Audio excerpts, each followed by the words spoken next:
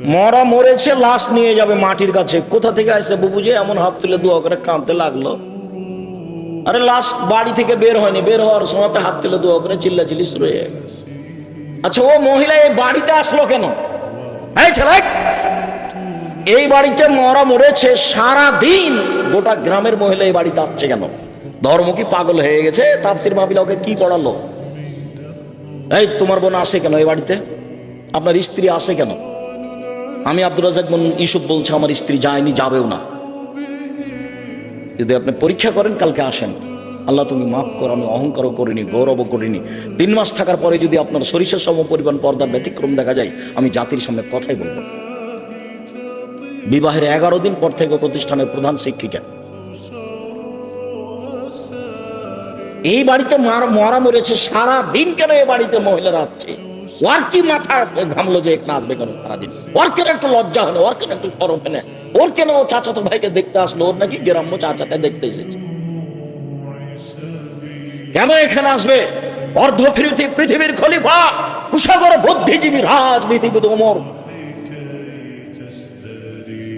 মারা যাবেন এই সময়ে বলছেন, আব্বু আব্দুল্লাহ। জি আব্বা। আয়েশাকে গিয়ে বলো মুহাম্মদ সাল্লাল্লাহু আলাইহি সাল্লামের পাশে আবু বকর সিদ্দিকের কবর আছে, তার পাশে একটু ফাঁকা জায়গা আছে, ওখানে আমার কবর দেওয়ার সুযোগ দিবে কিনা। শোনো আব্দুল্লাহ, আয়েশাকে গিয়ে বলিও যে উমর কবরের জায়গা চাই। এই কথা বলিও না যে আমিরুল মুমিনিন, দেশের সরকার জায়গা চাই, এই কথা বলো না। বলবে যে উমর চাচ্ছে। আপনার কোন কালে প্রিন্সিপালের পদ চলে গেছে, তবু আপনি বলছেন সাবেক প্রিন্সিপাল, কলমে লিখছেন।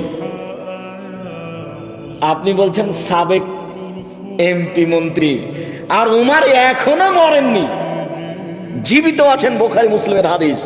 বেটা, আয়েশাকে গিয়ে বলবা উমর কবরের জায়গা চাচ্ছে, বলিও না যে দেশের সরকার চাচ্ছে, আমিরুল মুমিনিন চাচ্ছে, এই কথা বলিও না। তো এখন আব্দুল্লাহ গেছেন, সালাম দিয়ে ভিতরে ঢুকে দেখছেন যে আয়েশা বসে বসে কাঁদছেন।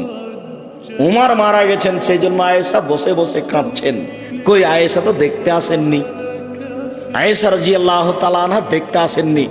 অর্ধ পৃথিবীর খলিফা, কুশাগর বুদ্ধিজীবী, রাজনীতিবিদ ওমর, অর্ধেক পৃথিবী যার দখলে। সারা পৃথিবীতে এত ইমানদার মানুষ, ব্যতিক্রম মানুষ আল্লাহ কাকে সৃষ্টি করেছেন তা ইতিহাস বলে না। মানুষ হিসেবে এত শক্তিশালী পাওয়ারফুল মানুষ পৃথিবীতে আর কে জন্ম নিয়েছে তা ইতিহাস বলে না। যার রাস্তায় শয়তান হাঁটে না, যার রাস্তায় শয়তান হাঁটে না। এত বড় মানুষ মারা গেছেন, আয়েশা রাদিয়াল্লাহু তাআলা দেখতে আসেননি, বাড়িতে বসে কাঁদছেন। আপনি আপনার স্ত্রীকে কন্ট্রোল করুন। আপনাকে বলছি, দুঃখিত, আপনি মনে কিছু নিয়েন না।